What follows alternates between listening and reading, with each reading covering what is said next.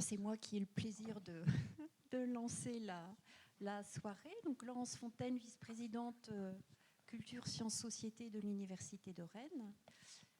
Chères toutes et tous, chers collègues, chers étudiants, étudiantes, chers amis, et puis je suis ravie en cette semaine un petit peu mouvementée au niveau météo de voir que la salle est remplie, donc c'est formidable.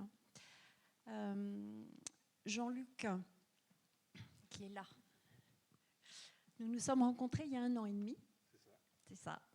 Et force est de constater que l'énergie, la motivation, la créativité font que nous sommes réunis ce soir pour découvrir ce projet. Et donc, félicitations, cher Jean-Luc, chère Caroline, pour le travail que vous avez mené et qu'on a le plaisir de découvrir. Alors, c'est une résidence d'artistes qui a duré 2 années, c'est bien cela, avec toutes les suites, et j'ai cru comprendre que ce n'était pas complètement terminé. Les résidences d'artistes, c'est un dispositif que l'université propose. D'ailleurs, on a un appel à candidature là, qui va être étudié pour la prochaine et qui permet d'accueillir dans un laboratoire de recherche un artiste avec un projet, bien souvent qui n'est qu'un embryon quand il arrive au laboratoire et puis qui évolue au gré aussi des rencontres, des expérimentations.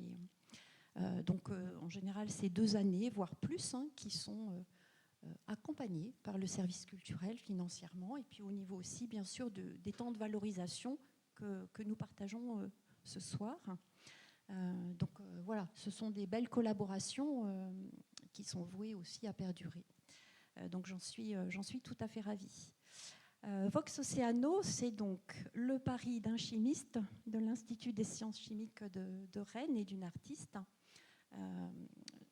Si j'ai bien compris, le principe, c'est de créer un support biosourcé à partir d'extraits d'algues. Je ne vais pas m'aventurer à vous donner les molécules. Ça, je pense que Jean-Luc le racontera beaucoup mieux que moi. Et d'y graver les chants des cétacés, en particulier des baleines, qui chantent dans les écosystèmes marins. Je sais aussi qu'il y a eu d'autres chercheurs qui ont participé. Il y a Olivier Adam, qui est bioacousticien Sorbonne U. Il y a des collègues de la station biologique de Roscoff qui ont pu aussi vous accompagner dans ce projet. Donc, je les en remercie. Voilà, je vais vous souhaiter une très belle soirée, de belles découvertes, une belle histoire certainement qu'Arnaud va animer. Et puis, je vous dis à tout à l'heure pour continuer à découvrir le projet. Merci beaucoup Laurence. Donc, je suis la directrice du service culturel. Donc, on est très content de valoriser enfin ce projet qui a été initié en 2024. Et je voulais remercier particulièrement l'équipe du service qui fait qu'on est tous là aussi ce soir. Donc, je vais citer que vous pouvez applaudir si vous voulez. Donc, Gladys Baour, Mathieu Maupilet qui est à la régie ce soir, Nathalie Gesbert et Dominique Briand. Et puis, bien sûr, Guillaume Julien qui est le responsable de la communication et qui a aussi été en charge du suivi de tout ce projet. En tout cas de sa réalisation aujourd'hui. Et donc, merci aussi à lui, et tout particulièrement. Et puis, merci à vous toutes et tous qui êtes là, et bien sûr au public, parce que bon, s'il n'y a pas de public, ça ne sert à rien, ça ne marche pas. Et c'est vrai que c'est une belle aventure qu'on va vous raconter ce soir, avec plein d'intervenants, plein de personnes qui ont eu envie de rejoindre l'aventure. Et donc, on est très content d'accueillir cette œuvre aussi pendant petite quinzaine. Donc, n'hésitez pas aussi à en parler autour de vous parce qu'elle est visible jusqu'au 16 avec des temps très précis où les portes sont ouvertes. Vous avez vu, c'est très fragile, sensible, etc. Donc, c'est vraiment les pauses méridiennes, 11h30, 14h30 tous les jours. Et puis, à partir de 18h et jusqu'à 21h, 22h, mais bon, que ça peut être ouvert et qu'il y a une médiation qui peut vous accompagner. Donc, parlez-en autour de vous et puis on se retrouve tout à l'heure. Voilà. Merci et bonne soirée.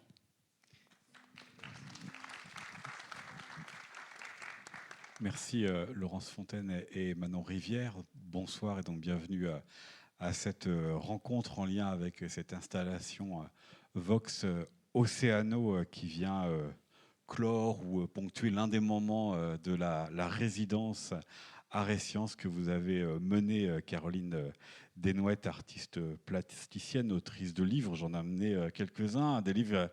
Il y a quelques années, on peut découvrir vos talents autour de la découverte des artistes du Moyen-Âge, autour des sens au musée, des expériences très sensorielles.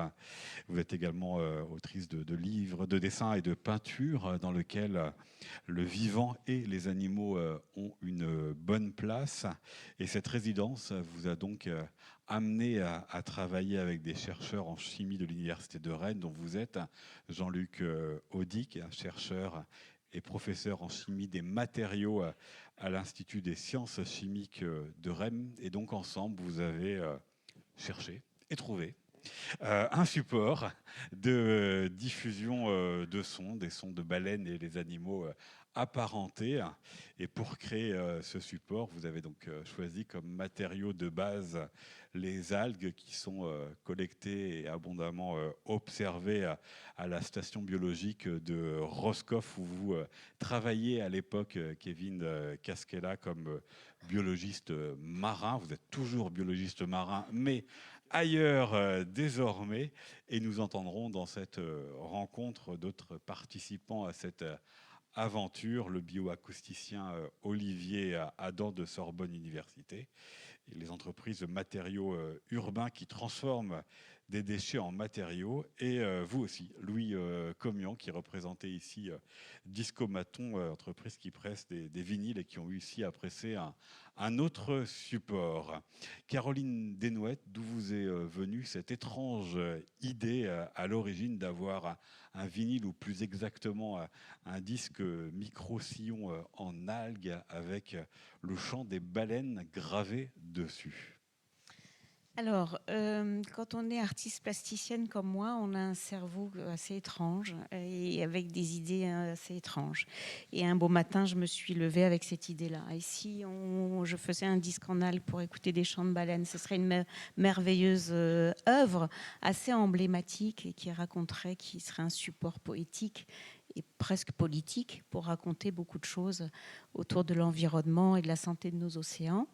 Et à partir de là, il a fallu m'entourer de gens formidables que vous avez cités, on va voir en diffusion. Voilà, souvent on me pose la question, mais quand ça... en fait, le matin, j'ouvre un robinet, il y a des, voilà, et le soir, je referme et je dors. Mais entre-temps, il se passe beaucoup de choses étranges. Donc, ça fait partie de ma vie. Je m'aperçois que ça pose question pour beaucoup de gens. Pour moi, c'est le genre d'idées qui traversent mon esprit. Voilà. Mais quand même... Mais que vous ne pouvez pas mener seul aussi. Que je ne peux pas mener seul. Et quand même, je pense profondément que cette idée vient de mon enfance, où j'ai essayé de retrouver, parce qu'on m'a posé beaucoup de fois la question, d'où venait cet émerveillement pour les algues. Et en fait, elle vient de mon enfance, les pieds dans les mares. J'imagine vous êtes tous un peu bretons ou côtoyez les côtes bretonnes et les estrans. Et je pense que mes premières sensations dans ma tendre enfance d'émerveillement, ça s'est produit dans les algues et dans les mares, où il y avait ces petites algues qui flottaient, que je faisais bouger avec ma main, ces transparences, sa lumière qui tombait dedans, les petits crabes qu'on voyait, les pissous, on appelait ça, on appuyait dessus, les algues vertes, les algues brunes, et aussi quelques rouges qu'on voyait rarement, et que c'était des trésors déjà. Et quand je voyais une étoile de mer, je pensais même qu'elle était tombée du ciel. Donc c'est pour vous dire... prendre la mesure de l'émerveillement qu'a été pour moi ce milieu aquatique. Alors après, les années ont passé, et puis il y a des choses récurrentes comme ça qui vous habitent. Chacun de vous, vous avez une sensibilité, et je suis sûre que chacun de vous, vous avez des trésors en vous, d'émerveillement qui vous ont été sollicités par la nature. Et moi, ça a été récurrent. Et donc j'ai fait une première découverte, ma première leçon d'algues avec Kevin il y a quelques années, en 2019, quelque chose comme ça. Et tu travaillais à la station biologique de Roscoff, et j'ai pris ma première leçon d'algues dans un coefficient 117, donc très éloigné. Et je suis rentrée à la maison en voiture avec une caisse d'algues. Et à partir de là, j'ai commencé à faire une première œuvre, une deuxième œuvre, et puis cette œuvre-là dont on va vous parler maintenant. Et alors, vous êtes allé voir Kevin et puis Jean-Luc avec quelle question? Parce que de cette fascination des algues avec la volonté et la possibilité d'en faire un support de disque, et puis un peu plus, puisque il est posé, on le voit dans l'igloo, sur un présentoir dont la nappe est en fait aussi faite d'algues. Comment ça s'est passé? Avec quelles questions vous êtes allé les voir? Ben, alors, j'essaye d'être une artiste cohérente dans ma démarche. Et je m'étais dit, bon, si les algues sont collectées à la station biologique de Roscoff, entre nous soit dit, tous ceux qui n'ont pas encore découvert ces stations, franchement, allez-y. C'est des gens absolument formidables. C'est un lieu d'une poésie incroyable et une recherche fondamentale extraordinaire. Voilà. Après avoir travaillé les algues et avoir eu cette idée qui m'a traversé l'esprit, je voulais trouver un chercheur formidable, pas loin des côtes, parce que je pouvais rester à Paris et puis aller chercher. Et non, non, mais si, en fait, au début, si, je me suis dit, je veux travailler localement. Enfin, voilà, ça me paraît plus pertinent d'aller chercher la connaissance à côté du... Voilà. Et donc, j'ai appelé l'université et j'ai dit, voilà, je vous préviens tout de suite, je vais vous poser une question un peu bizarre. Je voudrais faire un disque en algues pour écouter les chants de baleines. Pensez-vous que je puisse trouver quelqu'un d'un peu poétique comme moi? Merci. Voilà, qui va, avec qui on va pouvoir cheminer dans cette démarche. Et on m'a très gentiment répondu, très aimablement. Mais oui, madame, vous n'êtes pas folle, tout va bien, on va vous aider, on va trouver quelqu'un. Non, plus sérieusement, on va faire circuler votre annonce. Et je crois, je te passe le micro maintenant. Tu vas raconter. Pourquoi vous avez répondu positivement? Et ce qui me permet de vous poser une deuxième question avec, quel était votre rapport en tant que chimiste aux algues? Alors, aucun. Non, à vrai dire, donc je viens d'apprendre que j'étais le local de l'étape. C'était juste ça. Non, elle a envoyé un mail et puis la simple réponse c'était de dire OK, parce que sinon on répond pas. Hein, vous savez, il y en a plein qui circulent et puis qui est intéressé par. Et je dis moi je veux bien rencontrer cette personne parce que je me dis ouais, j'ai plein d'idées. À vrai dire, j'avais plein d'idées aussi, mais pas les tiennes. Et je me dis, bon, elle se trompe, on n'arrivera jamais à faire un disque en algues, mais je vais lui faire changer d'avis et on va utiliser les matériaux que je connais. Et puis, non. C'était pas... Non. Donc, elle est venue. Bon, j'ai dit, de toute façon, on va se rencontrer. Puis, avec Caroline, vous avez vu, ça fit tout de suite, quoi. Hein, on s'entend bien. Elle est adorable. Et puis, je dis, passe. Et puis, on verra ce qu'on fait. Elle est venue au labo. Et tout ce qu'elle voyait, elle touchait. Elle dit, oh, c'est super. Oh, ça, on pourrait... Oh, et je dis, bon, allez, on va regarder. On va faire tes algues. Et puis, je lui ai présenté notre mélangeur interne, en disant moi c'est l'outil qu'on va utiliser et puis là-dedans tu peux mettre ce que tu veux, donc on va y aller. Moi j'ai mes idées et je voyais bien que ça lui plaisait pas trop. Elle dit moi je veux des algues, je veux mettre mes algues. J'ai dit oui on va mettre. Alors je savais déjà qu'on n'utiliserait pas des alginates parce que c'est hydrosoluble et puis que bon on avait fait le tour dans les labos et puis bon je comprenais un petit peu la demande de Caroline, c'était vraiment de l'algue, elle voulait et donc ok, mais je pensais moi en mettre un peu de fifrelin pour la com dans un matériau déjà non. Donc voilà, et c'est comme ça que ça a débuté. On a enfilé une blouse, hein. Donc il faut faire une résidence d'artiste parce que pour des raisons de sécurité, comme elle met ses doigts partout, non, c'est une évidence, hein, mais pour qu'elle puisse travailler au labo, voilà. Donc on a encadré et je la cherche du regard, mais Marie-Aude tout de suite a été présente.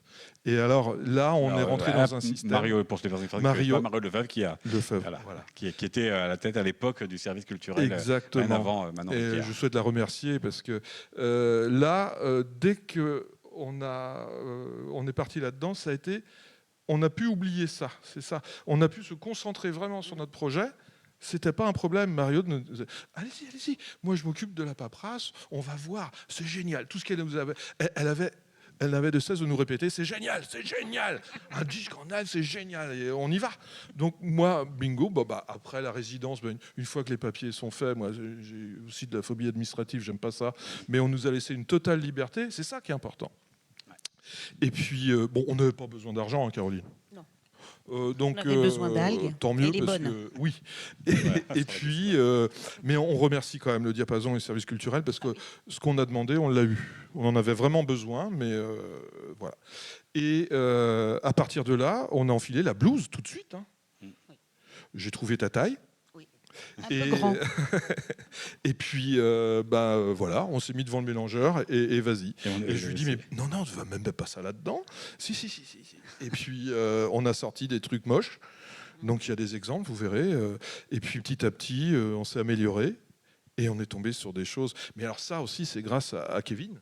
Ouais, c'est là où il faut qu'on reparte effectivement un peu plus tôt avec la question des algues, parce que pour arriver au support que vous voyez ici et qui est le disque que vous nous proposez d'entendre, on part d'algues en bord de mer.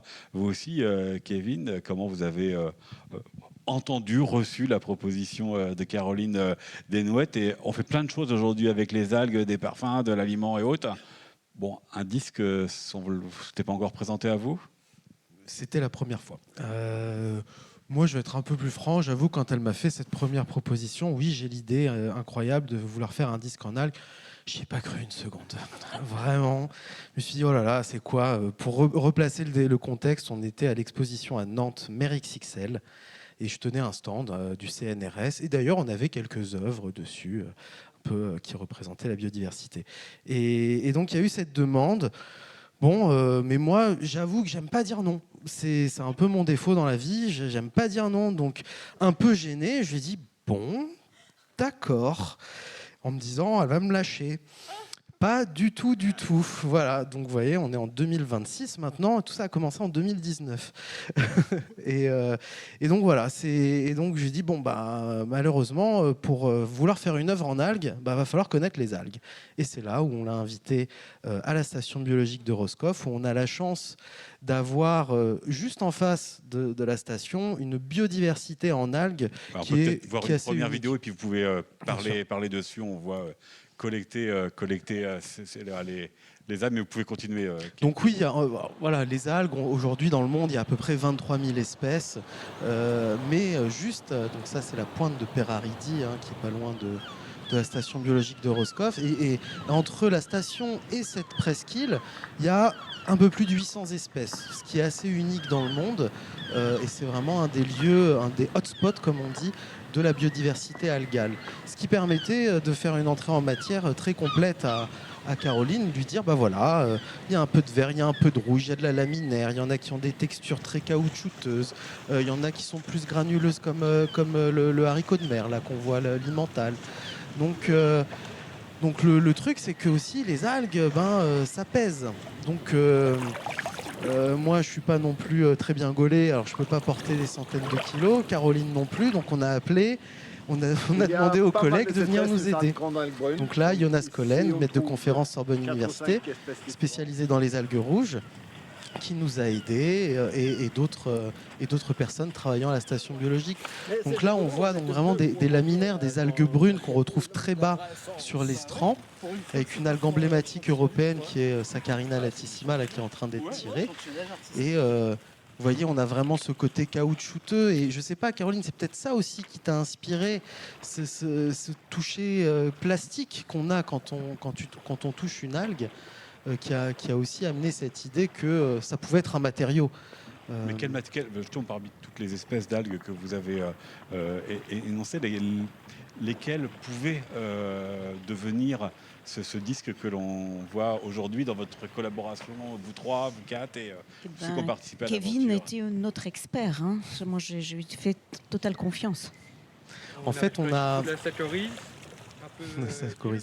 En fait, le choix de l'algue, c'était vraiment, comment dire, par élimination au fur et à mesure. C'est-à-dire qu'il y a une problématique de disponibilité de l'algue, parce que derrière l'algue, il faut la sécher, la broyer et surtout la microniser, parce que pour arriver à ce disque, pardon, il y avait besoin d'avoir une granulométrie de poudre d'algue très très fine. Et là, ça se trouve pas à tous les coins de rue. Et donc il y a des algues qui sont plus utilisées communément, micronisées, et c'est du coup vers là qu'on est allé. Donc là, on ne les voit pas, peut-être on les voit un peu dans le fond, je pense à la Scophyllum, hein. Mais voilà, après, toutes ces autres algues ont permis de constituer d'autres œuvres, hein, de Caroline.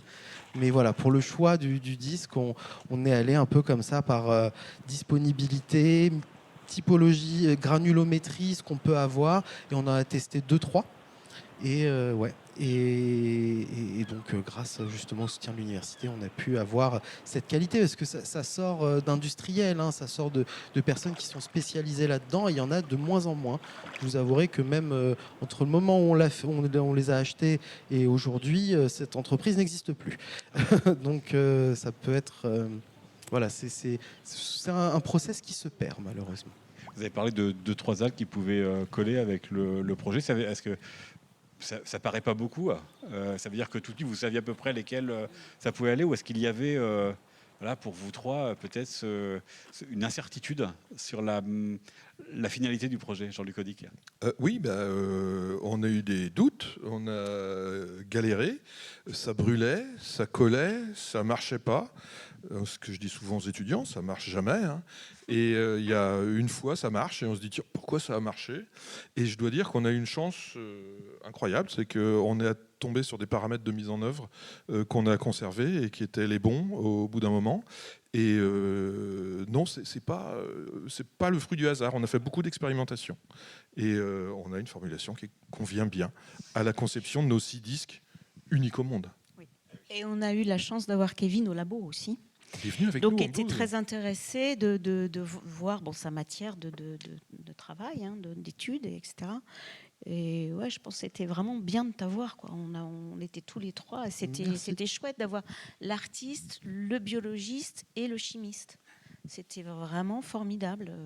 Parce Beaucoup je rajoute justement un peu de biologie. C'est vrai que les algues, on dit les algues comme si c'était une grande famille, mais en fait, pas du tout. Les algues brunes, vertes et rouges sont très différentes d'un point de vue évolutif, n'ont pas du tout la même composition, on n'en extrait pas les mêmes composés, et les propriétés derrière pour faire des matériaux sont absolument pas les mêmes. Donc c'est pour ça que c'est pas si évident. Et il y avait aussi une démarche très écologique de se dire, bon, moi par exemple, j'ai du mal avec le concept d'utiliser un aliment pour en faire un matériau. On se dit, c'est une ressource qu'on enlève à l'alimentation et tout. Donc j'étais aussi sensible à ça. Et au final, toutes les algues se mangent, hein, dans l'absolu, je fais un peu de pub, mais il y en a qui ont peut-être moins bon goût. Voilà. Mais voilà, en tout cas, il faut garder en tête que la biologie des algues fait que leur chimie est très, très, très différente. Et c'est là où on a eu de la chance, on est un peu tombé aussi juste avec la On a quand même beaucoup travaillé. On a pas mal bossé. Et sur quoi? Quelles questions vous posiez? Quelles recherches vous faisiez ensemble? Ça voulait dire quoi pour vous, Jean-Luc Audic, de recevoir dans un labo une artiste? Ça voulait dire quoi pour vous, Caroline Desnouettes, de passer du temps aussi dans un labo de chimie pour faire ce disque?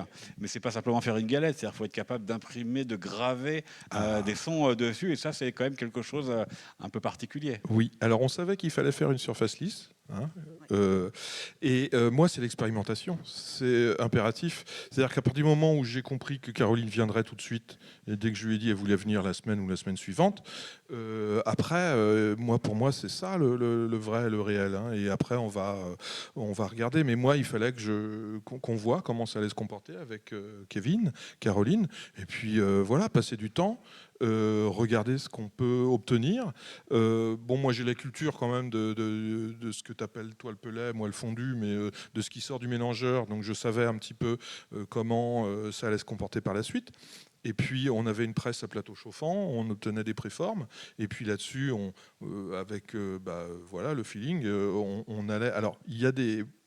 C'est vrai qu'au labo, il y a des outils de caractérisation qu'on utilise, de l'analyse thermomécanique dynamique, des tests de traction, des tests de micro-indentation, de choses comme ça. Mais j'ai compris le projet de Caroline. L'objet, c'était de faire un disque en algues. Donc, si derrière, là, on évoquera peut-être, j'espère qu'on aura le temps, de parler du projet industriel qui découle de ça, mais là, oui, on va s'intéresser au son. Discomaton, on commence à discuter comment on va jouer sur le son, sur la qualité, est-ce qu'on peut l'améliorer. Le pleurage, on parlait du terme tout à l'heure, je découvre des termes, mais c'est passionnant. Et là, oui, on va taper dans ces outils de caractérisation. Mais là, l'idée, c'était de graver sur ce support un son. Une matière qui va faire du son. Il ne faut pas oublier, c'est ça au départ. Et moi, c'est ça que je voulais voir, enfin entendre. Je voulais que sorte un son de ce truc-là. Et c'est tout ce qui nous motivait au départ. Est-ce que tu crois qu'on va avoir un jour un truc qui va sortir de ça quand même, et que les baleines vont chanter? Et si. Et vous imaginez comment on est fou que le jour où on entend, on est comme des gamins. Et le 19 décembre, quand je faisais les galettes chez Compositique, cette fois-ci en bioplastique, on était pareil. Tout le labo était autour de nous à écouter les chants des baleines. On disait, mais c'est quoi votre truc? C'est un disque? Ah ouais. Et ça part. Et on est comme des gamins là, en face de ça. Et quelle place a eu ce projet dans votre parcours universitaire, votre parcours de chimiste? Est-ce que c'était vraiment une expérience à part, un peu un pas de côté par rapport à ce que vous faites, ou est-ce que le fait qu'une artiste vienne avec un projet, vous l'avez intégré aussi dans une réflexion plus large?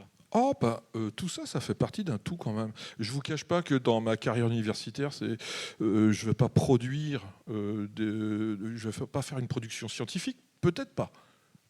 Je ne sais pas. Il y a un brevet, là on a une enveloppe solo qui est déposée, peut-être un brevet. Il faut expliquer ce que c'est, une enveloppe. Une enveloppe solo, c'est une enveloppe qu'on dépose ou chez un notaire ou à l'INPI, qui permet d'écrire un procédé au cas où une personne plus tard dépose un brevet. On n'aura pas de royalties à payer parce qu'on dira, écoutez, à l'époque, nous on avait déjà découvert ça. L'INPI étant l'Institut national de la propriété intellectuelle. Et donc, l'enveloppe solo a été déposée cette semaine. Vous voyez, donc on est vraiment dans un... et le brevet, voilà, je suis en discussion avec la SAT parce que... les acronymes. Société d'accélération et transfert technologique de Ouest Valorisation, qui est l'organisme qui nous aide pour le dépôt des brevets et la valorisation de la recherche, qui souvent nous gêne un petit peu, mais des fois nous aide aussi. Et justement, parce qu'il va falloir ou protéger ou se protéger, mais voilà. Donc oui, il y a des choses, mais moi, si j'aborde un projet, là, en l'occurrence, c'était le coup de cœur. Puis c'était Caroline, il faut le dire quand même.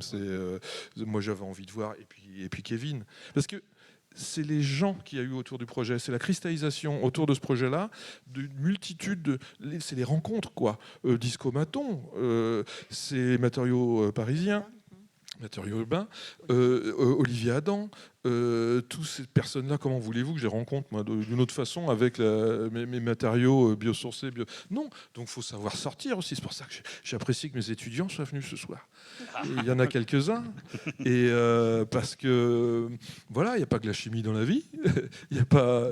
Et puis la recherche, c'est s'inspirer de tout ce qui nous entoure et d'intégrer ça. Et là, d'un exemple qui peut paraître, comme tu l'as dit au début, un peu foufou, un peu dingo, non, parce que voilà, on aboutit à des choses et voilà, on va peut-être passer la parole à Discomaton, mais il voit là-dedans. Avant que Louis ne parle, ce que je voudrais poser, parce qu'on s'est intéressé à la première partie qui était la création de ce disque à partir des algues, mais la seconde partie, c'est pourquoi des chants de baleines sur ce disque. Et je vous propose d'introduire cette partie avec une deuxième vidéo pour entendre un autre protagoniste de cette aventure, qui est Olivier Adam. Il est donc, je vous l'ai dit, bioacousticien à Sorbonne Université, comme son homonyme en littérature. Lui aussi a sorti un livre récemment qui s'appelle « Dans la tête d'une baleine » et il va nous parler de la relation à art et science.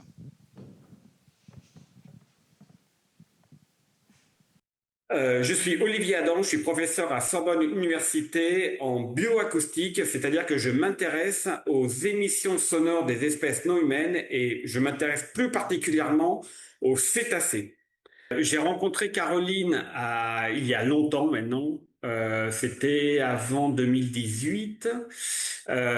Donc en fait, on s'est connus parce qu'elle cherchait des sons, des enregistrements acoustiques de cétacés pour associer avec ses œuvres. Et du coup, j'ai trouvé sa démarche très intéressante parce que les sons n'étaient pas simplement un ajout à des choses qui existaient, mais une source d'inspiration et un accompagnement de ces œuvres qui sont superbes. Et je pensais qu'il y avait une bonne, en tout cas j'ai ressenti une certaine corrélation entre des enregistrements que j'avais pu réaliser au cours de projets scientifiques et ces performances artistiques. On est resté en contact, enfin on est toujours en contact depuis ce moment-là, parce que il me semble que c'est un moyen également de présenter en fait la recherche scientifique via les arts et à un public qui n'est pas forcément le public qui vient à mes conférences, par exemple, ou qui va voir des films documentaires. Il y a une certaine en fait complémentarité. Ce qui est aussi très intéressant sur des projets art sciences. Alors, pourquoi je soutiens des projets art sciences? Il me semble que il n'y a pas de raison en fait de séparer les arts des sciences. Je trouve que c'est absurde. En fait, on a une même démarche d'observation, on a une même démarche d'inspiration. En fait, on est sensible à ce que l'on observe, on est sensible aux données que l'on peut collecter et après que l'on peut interpréter. Et je pense qu'il y a vraiment des liens très étroits entre des artistes et des chercheurs sur cet aspect créativité et imaginaire. Et ça, je pense que c'est bien. Et puis en plus, bon, Caroline, elle est juste fantastique. C'est une artiste qui a vraiment beaucoup de cœur, beaucoup d'intérêt pour la biodiversité, avec un vrai message autour de la conservation de la nature et de l'environnement. Et donc, c'est un réel plaisir d'échanger avec elle et de travailler avec elle. Caroline m'a parlé en fait de cette volonté de créer un disque, non pas vinyle, mais avec des matériaux durables, des algues en fait, et de poser sur ces disques des chants de baleines et d'autres, des chants de baleines à bosse, mais aussi d'autres cétacés. On s'est replongé en fait dans le coup merveilleux qu'a fait Roger Penn et Scott McVeigh en sortant le disque, le fameux disque célèbre Song of the Empackwell. On était dans cette logique en disant mais c'est un support extraordinaire pour aller présenter ces sons au public, mais en faisant passer l'importance de la protection de l'environnement, de la protection des cétacés. Et donc son idée est juste géniale et voilà, j'espère que dans cette exposition vous allez pouvoir vous en rendre compte. Ce projet Vox Oceano prend tout à fait son sens, notamment en 2025 quand il y a eu en fait cette conférence des Nations Unies organisée par la France à Nice, parce que on remet les activités humaines en mer. Elles sont extrêmement impactantes. On n'a jamais autant développé nos activités humaines en ce moment, et il est très important de continuer les régulations qui existent déjà et éventuellement d'en proposer des nouvelles. Et ces projets Art Science sont là pour porter ce message auprès du grand public, auprès des responsables politiques, auprès des entreprises. Régulons nos activités humaines en tenant compte du vivant qui est dans l'océan. Caroline Desnoëttes, je suppose que vous partagez ce que vient de dire à l'instant Olivier Adam, qui finalement compte sur l'art pour porter le discours scientifique et pour aussi alerter sur ce que l'on peut faire au vivant dans un projet pour vous qui a débuté en 2019 et qui se concrétise en 2026, donc avec un énorme changement entre les deux, notamment sur la place qu'occupait l'écologie dans la société, dans la production de livres et de savoir et eau, c'est-à-dire que là, vous le présentez dans un moment où on s'y intéresse beaucoup moins. Alors oui, j'ai rien à dire de plus que ce qu'a dit Olivier. On est vraiment sur la même longueur d'onde, c'est le cas de le dire, d'onde sonore et d'onde aquatique. L'art pour porter la science. Alors la brochette que nous sommes, et virtuellement ceux qui sont passés le montrent bien. C'est-à-dire que souvent, je dis que comme je travaille autour du vivant, je ne peux pas travailler seule. Je n'aime pas travailler seule. J'aime travailler, discuter avec les gens. Je trouve qu'on est toujours plus fort avec une communion de cerveau qu'un seul cerveau, qu'une seule sensibilité. Et quand j'ai eu la chance, et avec beaucoup de gratitude, je remercie chacun de vous de m'avoir accompagné sur ce projet, et Olivier et les matériaux urbains. En fait, je suis un lion. Voilà. Je suis un lion. Les œuvres d'art sont des lions. Et a fortiori, ceux qui les font. En tout cas, moi, dans ma pratique artistique, je ne peux pas concevoir une exposition, une œuvre, un corpus d'œuvres, sans faire appel au vivant, grâce à des tas de compétences et de personnalités formidables et de métiers formidables qui m'accompagnent dans mes projets. Et là, le chant de baleine, qu'est-ce que ça racontait pour vous de graver un disque en algues qui allait porter ce chant des baleines? Alors, et moi, il y a un truc, dès que je suis en conversation et tout ça, je me dis, mais n'oublions pas que pendant que nous échangeons, les baleines chantent. Voilà. À partir du moment où vous avez ça en tête, vous voyez le monde différemment. Voilà. Pour moi, les baleines, c'est des sœurs, des grandes sœurs. C'est peut-être parce que je suis la dernière de 13 enfants et que j'ai des grandes sœurs, je ne sais pas. C'est une grande famille comme ça. Et peut-être parce que je suis très nageuse, j'adore nager, je nage beaucoup. Je sais pas, mais je les aime avec énormément de tendresse. Peut-être parce que c'est les animaux les plus gros de la Terre actuellement, parce qu'il y a quelques... Celles qu'on n'a pas réussi à mettre dans un aquarium, un zoo, ou quoi, un bassin. Oui. Alors, elle souffre de plus en plus des impacts anthropiques, comme l'a dit Olivier, qui fait un travail remarquable partout, tout le temps, à travers le monde, pour faire baisser les vitesses des bateaux dans l'arrivée des ports, les estuaires, etc. Enfin, franchement, googlisez-le, faites-vous ses conférences. C'est un scientifique formidable, vraiment formidable. Il fait un travail de dingue. Donc, oui, un liant, une œuvre d'art, en tout cas, mes œuvres d'art sont des liants pour raconter le vivant et rester émerveillés ensemble et trouver les moyens de réfléchir autrement. Pour compléter ta réponse,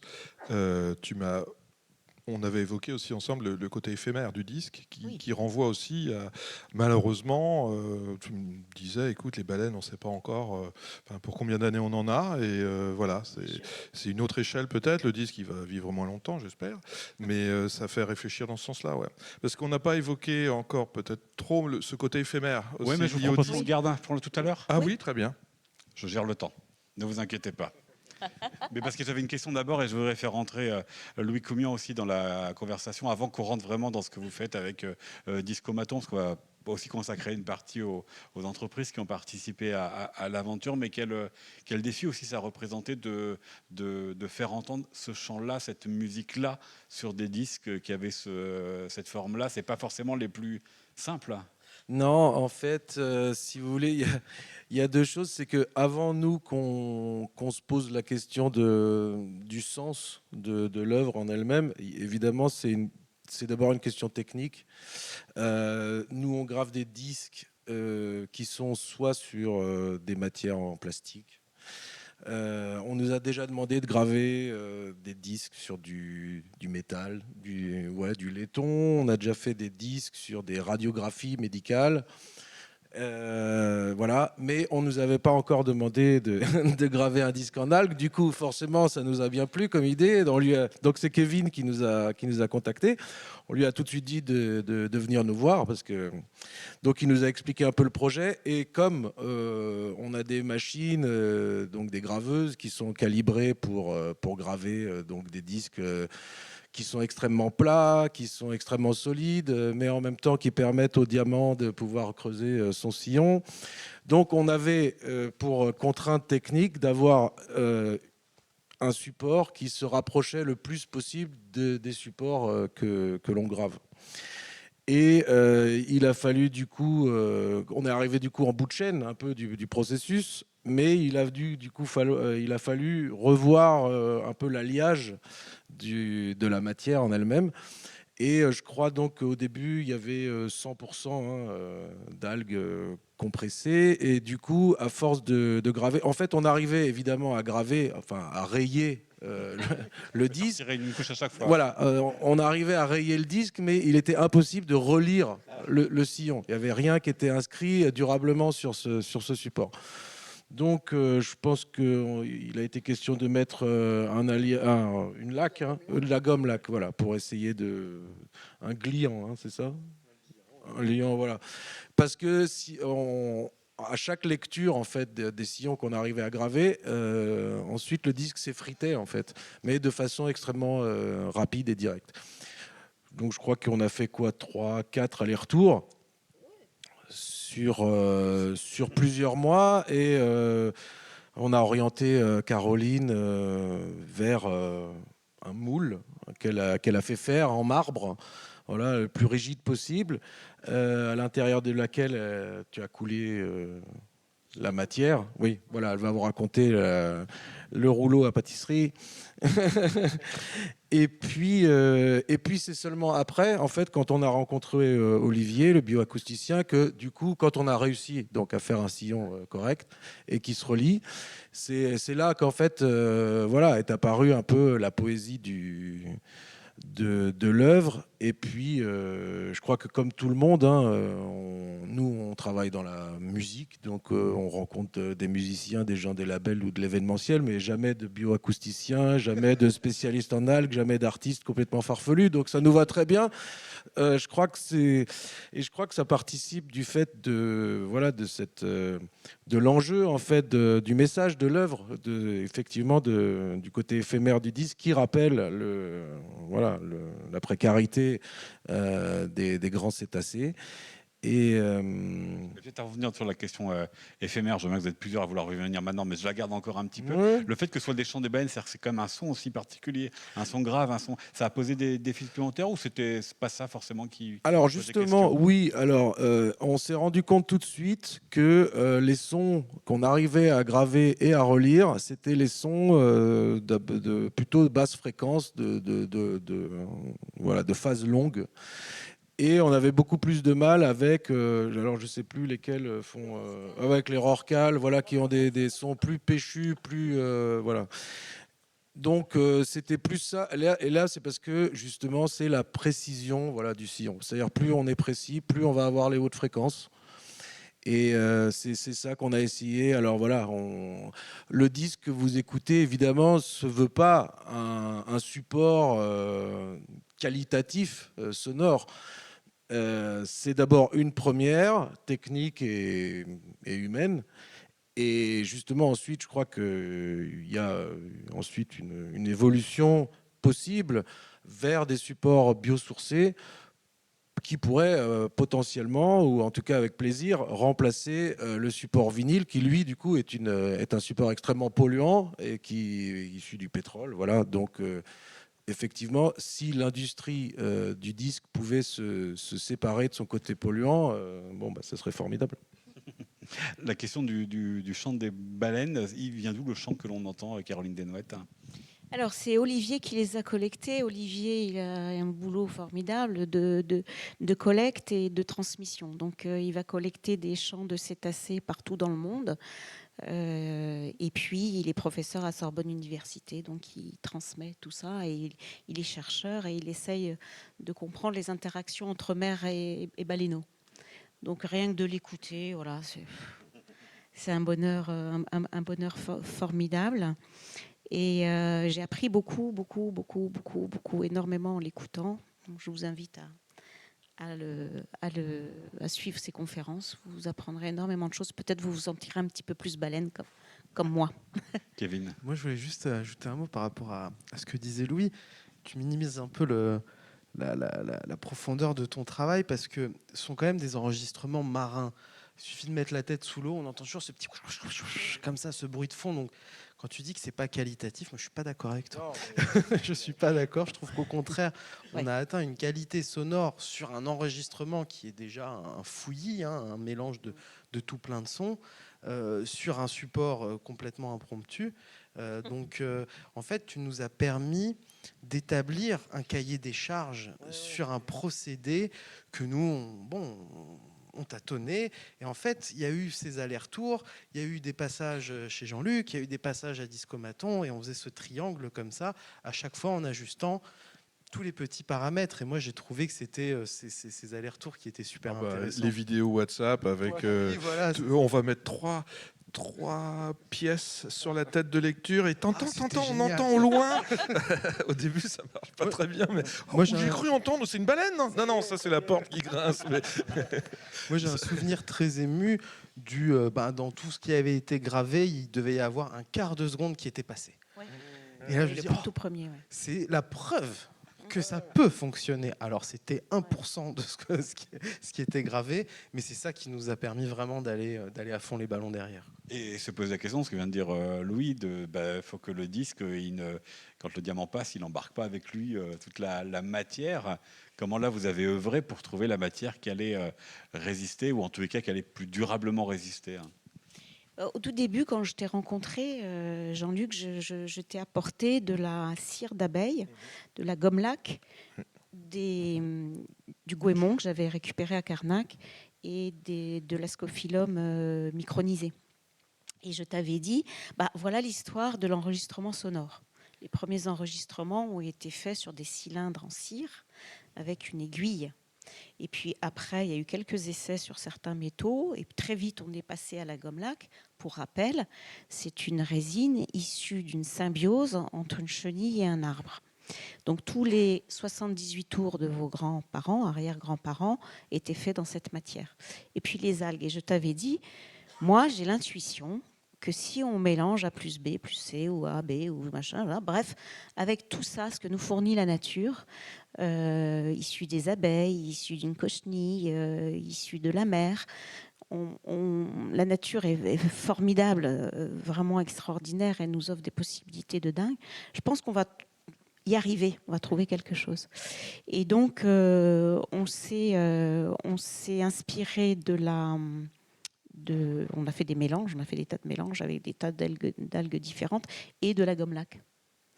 Et on a précisé de plus en plus dans tous ces allers-retours qu'on a fait, tous les disques qu'on a cramés, qu'on a cassés, qu'on a brisés, oh là là, c'était terrible. Donc chez Matériaux Urbains, je dois vous dire 2 mots de ces jeunes qui sont formidables. Alors, pardon, c'est pas maintenant ? Si, mais laissez votre phrase en suspens. Oui. On les regarde. Formidable. Et vous en parlez après. Oui. Alors allons-y. Entendu, Ulysse Loin qui est bio-ingénieur. Bonjour, je suis Ulysse Loin, le cofondateur des Matériaux Urbains. Les Matériaux Urbains est une société qu'on a cofondée avec mon associé Thibaut Niles il y a presque 4 ans maintenant, qui a pour but de valoriser les ressources de la ville. Par ressources de la ville, je parle des déchets, donc déchets organiques, déchets type de papier ou autres déchets industriels plus spécifiques, et d'en faire des matériaux qui ont un usage réel pour notre écosystème, et de passer du déchet au matériau et après du matériau à l'objet. Notre atelier est du coup un atelier à la fois de valorisation de déchets et de production de matériaux pour un usage en intérieur, en décoration d'intérieur, petit mobilier, etc. Aujourd'hui, on a 3 gammes de matières: Naturio, issus de déchets organiques; Paperio, issus de déchets papier; et Cellulio, issus de déchets de la lunetterie. Caroline a été une des premières à croire en nous, à notre entreprise, mais aussi à nous proposer des projets challengeants sur du développement de matières complexes. Et elle, son travail autour des algues a résonné particulièrement sur, notamment, elle nous avait présenté ses œuvres en igloo, et assez rapidement, on a pensé à des synergies, à comment passer de l'igloo aux matériaux. Et donc, on a commencé des développements pendant 1 an à peu près, je pense. On a fait différents développements de matières. avec elle. Et un jour, elle nous a proposé ce projet Vox Oceano, où le défi était assez fou. C'était de se dire, est-ce qu'on ne pourrait pas imprimer de la musique sur un disque en algues, un vinyle en algues? Le défi que Caroline nous avait lancé, c'était de partir de notre formulation Naturio, de l'adapter aux algues, et ensuite de voir si on n'arriverait pas à créer un vinyle sur lequel on pourrait imprimer de la musique. Donc c'est un projet qu'on n'a pas fait tout seul, hein, il y a eu pas mal de partenaires. Mais de notre côté, donc on s'est concentré sur la production du matériau à partir d'algues et tester l'imprimabilité, entre guillemets, de la musique sur ce vinyle en algues. Donc on a testé pas mal de recettes et l'enjeu était double parce qu'il y avait à la fois le fait d'avoir une preuve de concept sur un vinyle en algues, mais après il y avait aussi le développement d'un procédé fiable de production pour pouvoir en faire plusieurs et pour pouvoir avoir une série de vinyles, quoi. Et que ce soit pas forcément des procédés extrêmement longs et coûteux pour obtenir chaque pièce. C'est toujours l'enjeu quand on fait ce genre de projet à l'interface entre art et science, c'est d'arriver à avoir quelque chose qui est aussi reproductible, pas forcément industrialisé, mais au moins dans une production artisanale, de pouvoir en sortir plusieurs. Voilà, Caroline Desnoyers, du coup, j'ai mis votre phrase en suspens. Oui, donc c'est des gens formidables, vous avez vu. et alors, avec Kevin, on a remonté les manches parce qu'en gros, vous avez bien compris qu'on fabrique la matière à Rennes avec Jean-Luc. Je repars avec du granulat. Je vais chez Matériaux Urbains. Kevin continue à m'accompagner parce que c'est quelqu'un de très curieux et de très généreux et de très intéressé par cette œuvre aussi. Et donc, c'est là où on a cramé énormément de matière parce que c'était assez empirique, en fait. On avait des presses chauffantes. Donc, on pressait à 1 tonne, 2 tonnes, 5 tonnes. Voilà. On faisait des tests, donc ça explosait, ça cramait. Puis on chauffait. Sauf que c'était des plaques chauffantes qui étaient mises autour de nos moules, des moules en acier. Donc l'idée au tout début, c'était de mettre la matière, de la chauffer, de la presser et d'en faire une galette. Vous avez une galette qui est exposée là-bas. Vous avez plusieurs expérimentations dans le bocal là, qui sont exposées. Il y en a une qui est très épaisse, oui, parce qu'elle se faisait au tout début dans des moules en acier. C'était extrêmement complexe, ça va être très costaud. Moi, je suis incapable de faire ça. Donc j'étais bien contente de t'avoir et d'avoir l'équipe là-bas. Et puis un jour, l'épiphanie. Un jour, c'est aussi ça la recherche. Quelque chose se passe qu'on n'avait pas prévu. Parce que tout ça était très empirique. Et donc, je ne sais pas si on a trop chauffé ou trop pressé, mais la matière a débordé du moule. Elle a vraiment débordé. Donc, un peu de panique, ouais. Alors je dis, attends, non, mais elle est bien. Tu te souviens ce jour-là, génial. Et donc nous voilà partis à collecter cette matière un peu gluante, mais pas trop. Je dis, est-ce que vous avez une plaque en marbre? Ouais, le bureau. Ok, on nettoie le bureau. Paf, on prend tout ce qui déborde, etc. Vous avez un chalumeau? Ouais, on a un chalumeau. Donc chauffez. Donc, nous voilà partis, toi, avec le chalumeau, puis on a inversé après. Moi, alors je dis, vous n'avez pas une bouteille en verre? Donc, on a chauffé constamment cette plaque en marbre et cette bouteille en verre, de manière à maintenir les pelés, les fondus, dans une texture malléable, qui ne soit pas trop chaude, sinon comme ça, et pas trop froide, sinon toute raide. Donc, quelque chose d'extrêmement sensible, vivant. J'adore, cette œuvre est vraiment vivante. Et Et nous voilà en train de... Mais tu as pris ta première leçon d'étalage de pâte à tarte. C'est de la pâtisserie. Hein, donc je lui dis mais non, mais tu t'y prends pas comme ça. Oui, mais j'ai pas l'habitude. Je dis attends, je te montre et tout ça. On fait et on étale, on fait une pâte à tarte et on avait un 45 tours métallique. Donc on l'a posé sur la matière, on a pris un cutter, on a découpé notre galette 45 tours. Ce 45 tours là, on l'a amené religieusement chez vous. Tu t'es saisi d'une perceuse pour le percer. Et moi, j'étais comme ça, non, s'il te plaît, non. Mais c'était un grand gaillard, mais extrêmement délicat. Donc, il a percé tout doucement et tout. Et après, on l'a posé sur ta machine qui grave. Et on a gravé les premiers sons de baleine. On a écouté et on a été émerveillés. C'était pas terrible. Mais on s'est dit, on tient le bon bout. C'est une question de formulation. Voilà. Alors, rentrons chez Discomaton. Ah, chouette. Pour la dernière vidéo.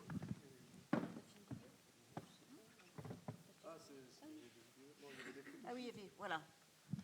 Voilà donc. Tu tiens, prends le micro. Oui. Voilà, alors là, vous pouvez donc voir le disque marron qui tourne.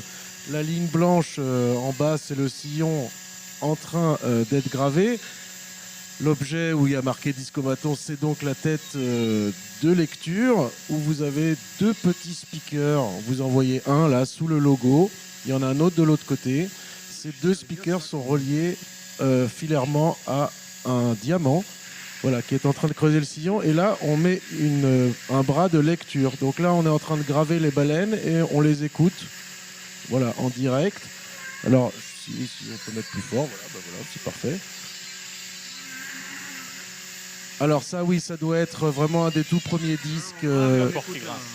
Voilà. Là, du coup. Voilà, oui, voilà.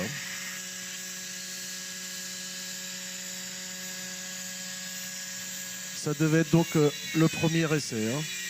Il y avait ce souci du poids de la tête de gravure.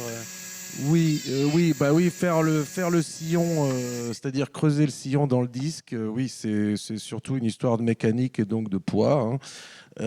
Il faut que le sillon, à peu près, ait une profondeur de entre 50 et 70 microns et une largeur équivalente pour pouvoir être relu. Voilà. Sinon, la relecture, l'aiguille de lecture va riper sur la surface du disque au lieu de rester au fond du sillon. Et c'est pour ça aussi que, à la relecture, je me souviens, on avait mis plus de poids sur le bras de lecture pour forcer l'aiguille à aller au fond du sillon. Et c'est là, en fait, qu'on a commencé à entendre des choses qu'on avait gravées, mais qu'on n'entendait pas en le lisant sur un bras non lesté. Voilà.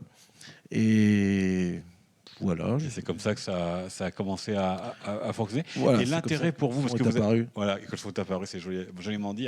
Vous avez parlé tout à l'heure des différents matériaux sur lesquels vous êtes amené à graver des disques. Même question que je posais tout à l'heure à Jean-Luc.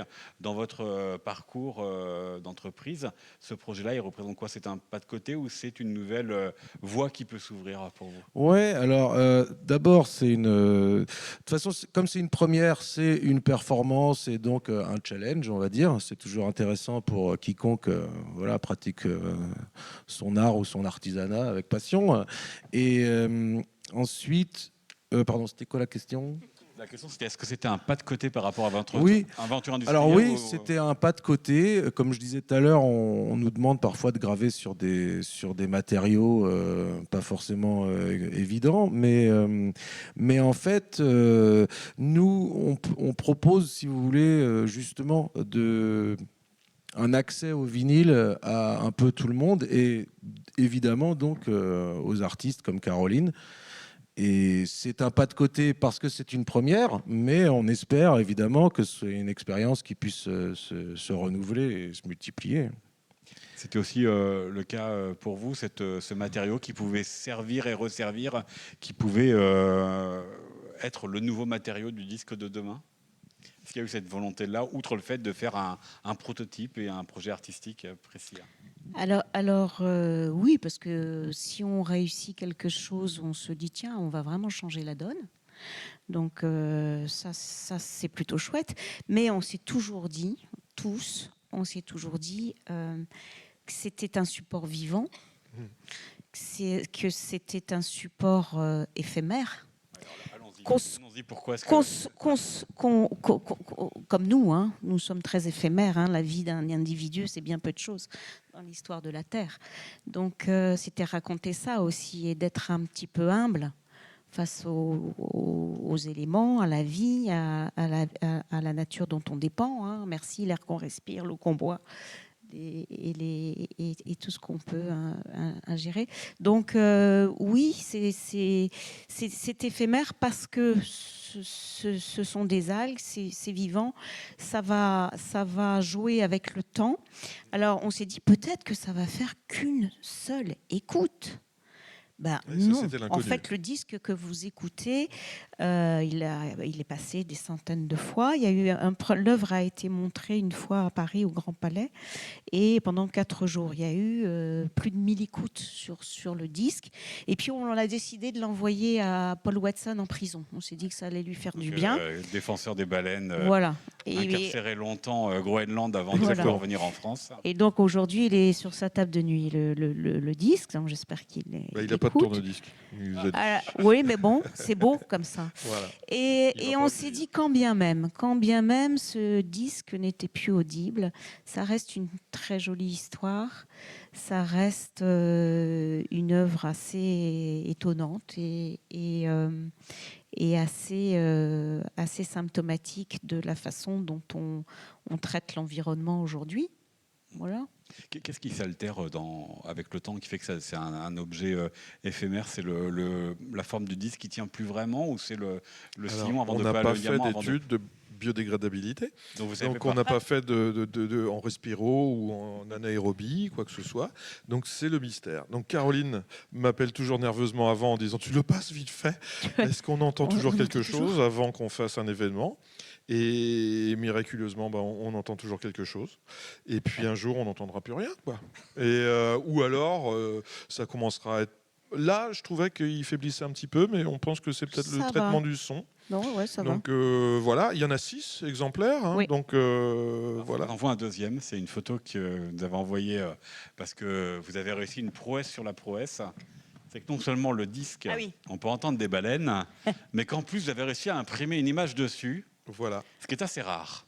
Alors, ça, c'est justement l'autre aspect du projet. C'est-à-dire que j'ai, en parallèle du projet artistique avec Caroline, sur cette base-là, je lui ai proposé de mettre Ce sont des baleines sur un matériau biosourcé où là, on se préoccuperait plus de la qualité sonore, avec comme objectif de proposer à Discomaton une matière qui là puisse vraiment être utilisée d'un point de vue artistique pour vraiment proposer à des artistes de graver. Voilà. Donc on est parti sur des formulations à l'échelle du laboratoire. On a travaillé avec Compositique à Lorient, l'UBS, et on a développé ensemble un procédé totalement innovant. Donc je ne peux pas en parler parce que voilà. Donc on va voilà. Il faut qu'on protège avant. Mais voilà, là, on est parvenu à faire quelque chose. On peut... Alors, malheureusement, je crois que c'est la photo qu'il ne fallait pas montrer parce qu'elle dévoile... Alors, effaçons-le. Mais voilà, comme vous l'avez compris... On peut inscrire une information visuelle sur le support audio et ça n'a jamais été fait. On a vu des disques colorés, on a vu des picture disques avec des images, des choses différentes, mais pas ce procédé-là. Et on a vraiment quelque chose d'innovant là-dessus. Et on en a discuté, vous voyez, c'est tout récent. Ceux-là sont sortis en décembre 2025.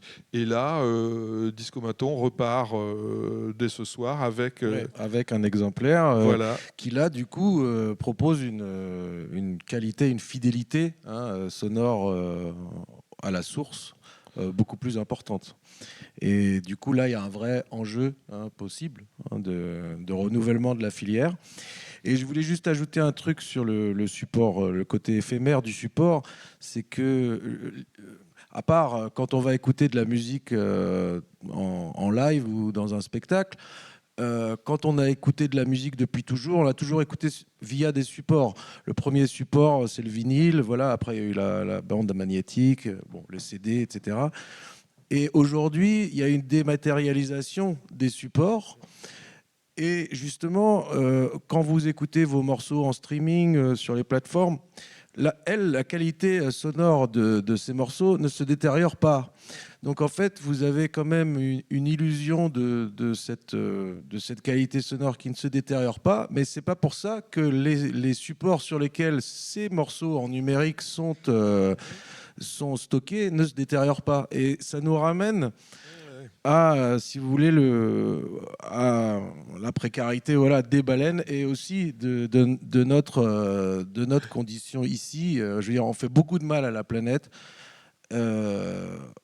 avec tous ces serveurs-là qui chauffent de partout.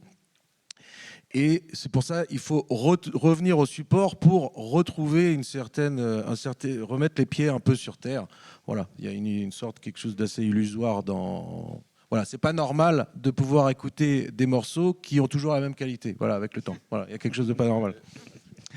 Et puis une dernière question avant les vôtres, c'est la suite, parce que la résidence, elle est achevée, Art Sciences, ou est-ce qu'il y a des volontés encore d'aller creuser des choses dans tous les sens du terme avec les algues, les chants des baleines, cette rencontre entre des artistes et des scientifiques et des industriels? Alors moi, une vie d'artiste, c'est une vie de R&D, hein.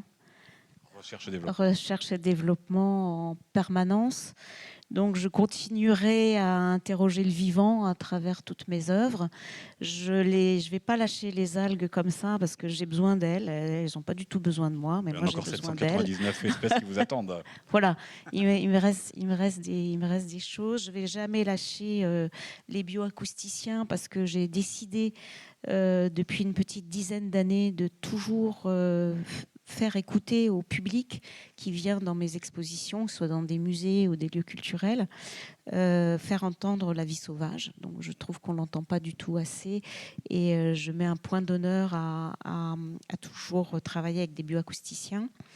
Voilà, donc je continuerai tant que je suis vivante à parler du vivant et à continuer à rencontrer des formidables scientifiques et autres acteurs. Mais là, cette résidence, elle est terminée ou elle est close. Elle est close. Oui, je pense que... Oui. Ouais. Et moi, je vais continuer sur mes matériaux aussi, grâce à Caroline, et continuer à collaborer avec les gens qu'elle nous a fait rencontrer, avec le bonheur que j'ai eu de rencontrer Kevin, avec Louis, avec voilà, c'est ça qui est important, quoi. Et on va peut-être un jour effectivement retrouver nos disques. Là, je suis en discussion avec une artiste qui est intéressée, et puis. Voilà, ouais, non, c'est... Administrativement, elle est close, mais oui. Humainement, elle est, bien sûr, elle est, et artistiquement et scientifiquement, elle est ouverte. L'anecdote et je veux dire l'expérience à mes étudiants, par exemple. Ça, c'est un excellent sujet de présentation. Je ne sais pas si ça vous intéresse. Ils en ont marre. Il y en a encore. Plus on parle, mais... Kevin Est-ce que je peux parler du byssus de moule? Oui, parce que c'était la question que j'avais pas alors, pensé. Kevin, parle-en. L'igloo, un autre liant. Alors, c'est un objet entier que vous nous proposez. Alors, pour terminer sur la façon cohérente, j'aime bien travailler. Voilà. Pour les personnes qui n'ont pas encore été voir, mais ça ouvre aujourd'hui l'exposition, vous allez pouvoir aller voir. Non seulement nous avons un tourne-disque avec un disque sur un support avec une nappe faite, je ne sais pas si c'est mon terme nappe, mais bref, faite d'algues. Mais on rentre dans une cabane, dans un igloo, qui fait de pièces ajoutées. Et là, ça vient... Alors, ça vient de jeunes qui sont formidables. Je pense que vous allez rencontrer, il y a Louison quelque part. Louison est là et donc elle fait partie d'une entreprise qui s'appelle Bisco, que j'ai rencontrée à Paris, avec leurs nouveaux matériaux issus de la filière de déchets de byssus de moule, ces petits filaments de protéines que sécrète la moule pour pouvoir s'accrocher sur le rocher et résister aux tempêtes. Et donc ils sont de Cancale et ils ont compris qu'il y avait une filière de déchets par centaines de tonnes et ils ont eu l'excellente idée de prendre toutes les formidables propriétés de ce byssus de moule pour en faire des panneaux phoniques et thermiques pour le bâtiment. Et donc, quand on s'est rencontrés, je dis, écoutez, où êtes-vous? À Cancale. Ok, je viens vous voir. Donc, je les ai rencontrés, j'ai vu comment ils travaillaient, comment c'était une entreprise vraiment géniale. J'adore les gens qui réfléchissent autrement avec les enjeux environnementaux qu'on a aujourd'hui. Il faut réfléchir autrement, remonter ses manches et y aller. Et ils le font. Et voilà, je leur ai dit, écoutez, moi, vous me dites c'est phonique et thermique, ce serait génial qu'on puisse faire une chambre d'écoute. Donc, grâce à Louison, qui est venu avec sa petite voiture remplie. Et d'ailleurs, tu as dû retourner en chercher, parce que là où je suis encore un liant, toi, tu as des envies de byssus pour continuer. Voilà un exemple encore. Voilà quand tu es venu en disant, ouais, là, je vais changer, je vais mettre du byssus de moule pour mon igloo. Je dis, ah bon, on change encore? Parce que, parce qu'il faut dire que quand on était à Paris, au Grand Palais, c'était un totem en algues. Et d'accord, byssus de moule, bon, on va y aller. Et je voyais absolument pas de quoi il était question. Et c'est extra. Une fois que faut vraiment quand même avoir des idées en tête, quoi, un peu bizarre. Mais c'est quand on voit l'igloo constitué de ça, parce qu'on en a chié à aller mettre les morceaux ensemble. Nous avons travaillé, dirons. Ouais. Et quand on voit le truc, c'est ça, c'est-à-dire que quand on voit tout fini, abouti, on dit c'est fantastique de voir un disque tourner. Vous vous rendez compte que rien, comme je disais souvent, mais ça marche pas. Au début, quand on met l'igloo, on dit ça tiendra pas, et puis ça va sentir. Ah, oui. Ça a senti au début, un petit peu. Et puis on commence à discuter du byssus de moule. Et là, je vais chercher des panneaux qui manquaient à Cancale. Et là, en y allant, là-bas, je rencontre les chercheurs aussi qui travaillent là-dessus, avec l'UBS, qui connaissent les gens avec qui je fais mes formulations, vous voyez, et qui me disent, on cherche quoi faire avec ce byssus-là. Et j'appelle Ronan Le Bullinger, avec qui on travaille en verre à céramique ici sur Rennes. Et je lui dis, écoute, je suis sûr que dans nos matériaux, le byssus, on peut utiliser, c'est riche en kératine, en collagène, et il y a des choses à extraire là-dedans. Et il est venu tout de suite de son labo, il est venu voir, et il a fait connaissance avec Louison. Et voilà, un truc qui va rouler encore derrière, vous voyez. Donc, non, ça ne s'arrête pas. Fini, ouais. Voilà. Vous regardez la mer autrement maintenant. Ah oui, s'il vous plaît. Vox Océano, ça s'appelle. Est-ce qu'à votre tour, vous avez des questions à poser? Il y a un micro. Monsieur, tout en haut à gauche. Il y en a ici. Tout en haut à gauche, vous pouvez relever la main.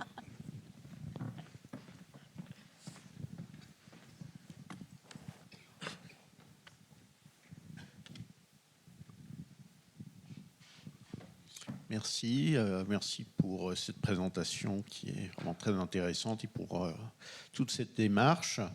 Alors déjà, c'est vrai que le caractère éphémère de cet enregistrement, c'est un peu triste puisqu'on en arrive là en ce moment à avoir des mers qui sont, je veux dire, silencieuses au niveau des cétacés d'ailleurs de plus en plus.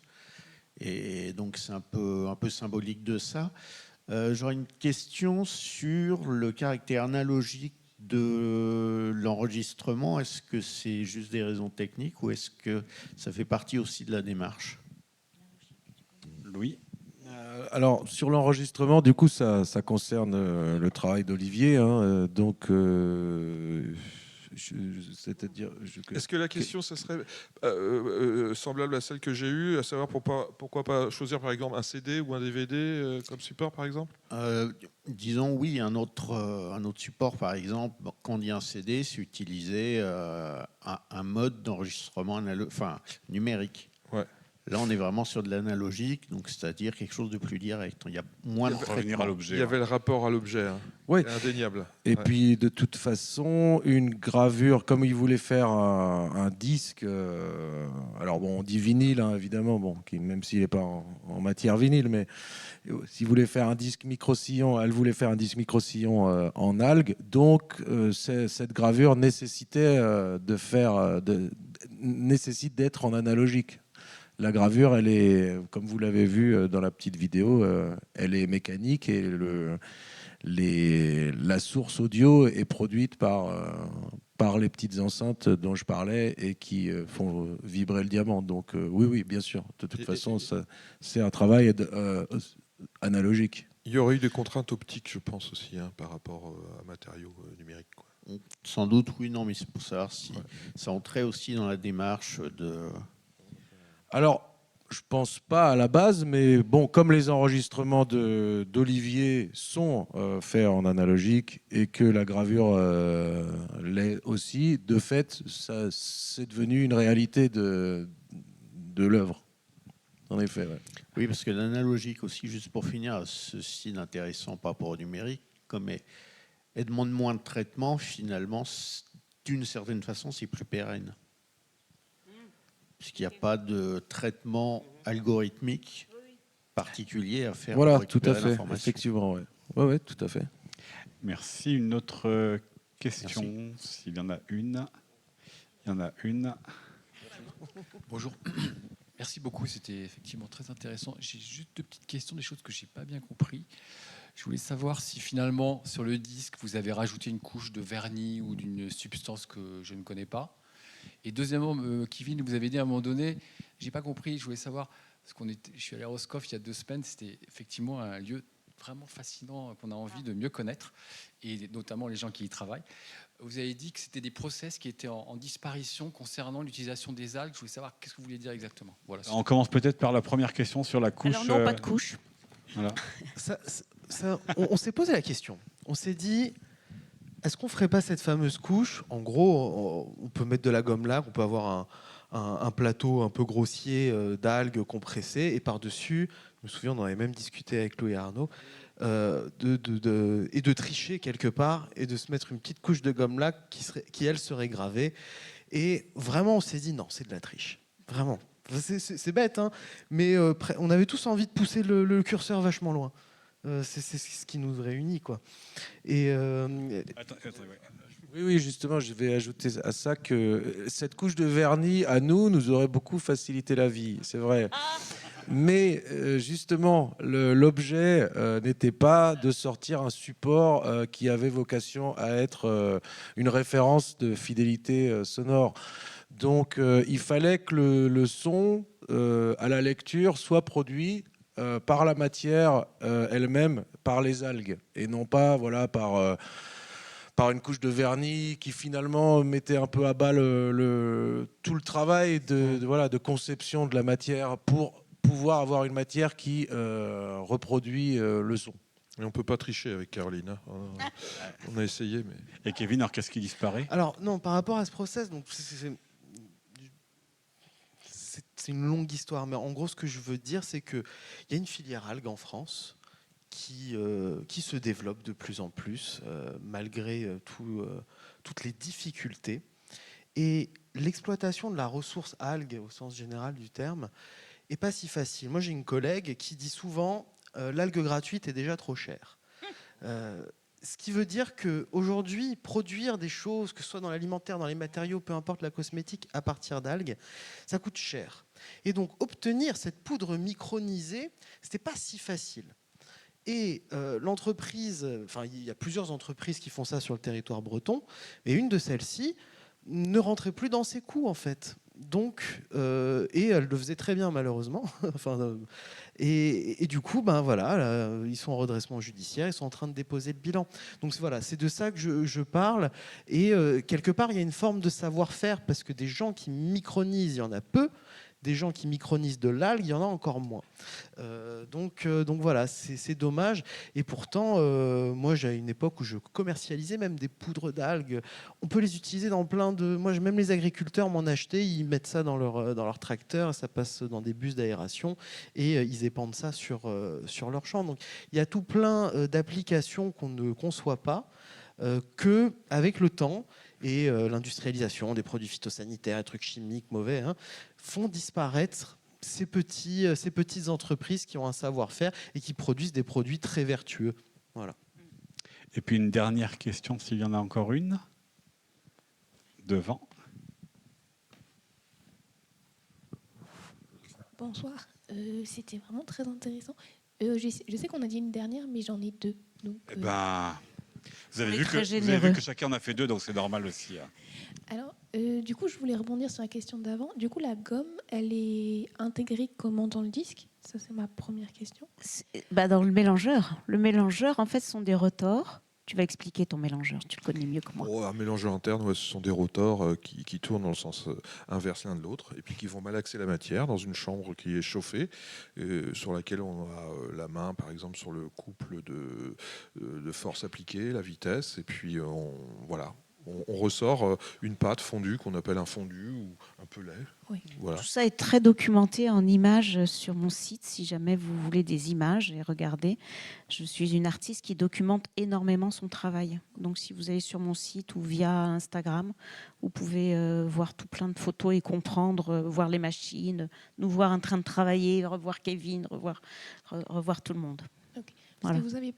En fait, je me pose la question de à quoi ça servait, parce que vous avez abordé plusieurs fois le fait on a pensé à cette algue, elle a été utilisée pendant longtemps, enfin à cette gomme, elle a été utilisée pendant longtemps, mais j'ai pas bien compris qu'est-ce qu'elle apportait et pourquoi vous avez eu l'idée de l'insérer dans le processus. Pourquoi on est arrivé à la gomme lac? Tout simplement parce que je suis arrivée la première fois avec la gomme lac, avec la cire et avec les algues, en disant voilà, on va arriver à faire un support avec de l'algue, un disque, et si besoin, on a la cire. On a fait des essais avec la cire, on a foiré, oh là là. On a fait des essais avec la gomme lac, on a fait des essais, voilà, on a fait tout plein d'essais. Et le mélangeur, comme il porte bien son nom, mélange les matières. Et il y a quelque chose que j'aimais beaucoup. Tu disais, tu voyais les courbes sur ton mélangeur et ça couplait, et tu disais, la matière devient intime. C'était ça? Le mélange est intime, oui. Le mélange est intime. La première fois que j'ai entendu ça, j'ai Quoi fais-moi voir, parce que lui, il lit les graphiques super bien. Moi, je suis incapable de les lire. Alors, il m'a expliqué, oui, tu vois la courbe, machin, là, c'est le truc. Là. Ah, à ce moment-là, alors attends. Et puis là, il touche les manettes, les trucs et tout. Voilà. Et j'ai adoré cette idée que des matériaux puissent être intimes. Et dans cette intimité, créer un nouveau matériau. Il y avait aussi donc cette gomme lac. On s'est questionné, avant l'existence du plastique, comment on écoutait la musique. Donc c'est comme ça qu'on est arrivé à la gomme lac. C'était ce qui était utilisé à l'époque du gramophone. Mais au-delà de la gomme lac, qui bien sûr a énormément aidé, il y avait aussi les propriétés intrinsèques des algues. Les algues, quand on les chauffe, elles vont libérer des composés qui ne vont pas être les mêmes en fonction de l'espèce de l'algue, ni même de leur granulométrie, de la température, de l'humidité que la poudre a. Donc il y a tous ces petits paramètres derrière qui font que cette gomme lac et la poudre d'algue vont pouvoir devenir intimes, comme disait Jean-Luc. Donc voilà, ça a été ça la difficulté de marier cet alliage, parce que la gomme lac, elle n'est pas hydrosoluble, c'est dans l'alcool. Tout le problème des mélanges de polymères, c'est thermodynamique, en fait, c'est très peu compatible. Donc, c'est des termes de compatibilité. Et d'être tombé sur une formulation comme ça, où on a pu compatibiliser notre algue micronisée avec la gomme lac et qu'on ait une phase continue et non pas discontinue, c'est ça, ce qu'on appelle le mélange intime. Quelque part, c'est comme si on avait réussi à mélanger de l'huile et de l'eau, quoi, en fait. Voilà. Un peu, exactement. Eh bien, merci à vous, Caroline Desnouettes, Jean-Luc Audic, Kevin Casquella, Louis Coumian. Merci aux équipes du Diapason, Manon Rivière, Guillaume Julien, Mathieu qui étaient à la technique. Et merci beaucoup à vous. Moi, je voudrais juste, on peut peut-être remercier les personnes qui nous ont beaucoup aidés. On a parlé de Mario de Lefebvre, évidemment, qui était dès le départ avec nous, comme Manon Rivière, Laurence. Nous avons, alors, c'est Maëlys qui est là-haut, Guillaume Julien. Vraiment, merci beaucoup Guillaume. Il a été très présent et puis c'est pas simple à organiser. Et donc il s'occupe de la com et il a beaucoup de boulot. Et merci beaucoup. Et puis exceptionnellement, ce soir, c'est Jean Audic, mon fils, qui a fait la capture. Coucou Jean. Vidéo et audio de cette soirée. Donc on pourra retrouver. Alors c'était en direct sur Twitch, sauf que personne n'a eu le lien, donc je pense que personne n'a pu le suivre. Il y avait 5 personnes. Ah bah alors c'est formidable. Et puis ça veut dire aussi qu'on a la vidéo, donc elle pourra être disponible sur YouTube et puis voilà, on pourra la partager. Voilà, merci beaucoup. Voilà. Et attendez. Et donc vous le savez, on vous l'a dit, c'est l'ouverture d'une exposition et je laisse donc Manon Rivière vous annoncer les festivités à venir autour de cette exposition.